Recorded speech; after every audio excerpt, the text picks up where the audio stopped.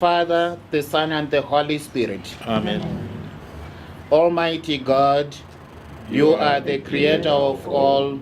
You have given us this beautiful land of Zimbabwe and its people. You have given us your Son, Jesus Christ, to usher in your kingdom and to show us how to work and live together in love, peace, harmony, and justice. Thank you for the opportunity in our elections to choose leaders who will help us to establish your kingdom in our land. Lord Jesus, you preached a kingdom to which all, without exception, are invited.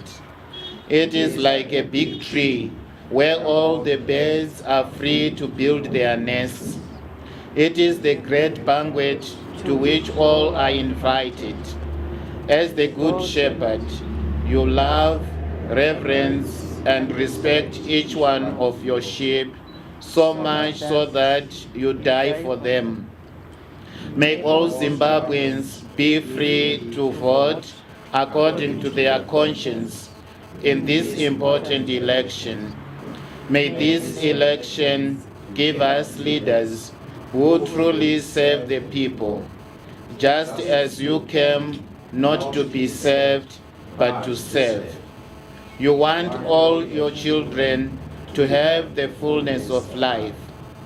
May this election be conducted in an honest, truthful, and transparent manner.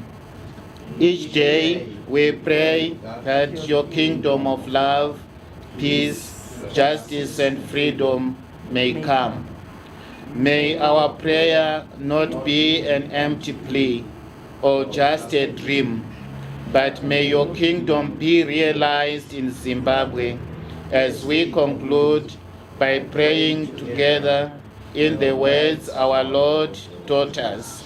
Our Father, who art in heaven, hallowed be thy name.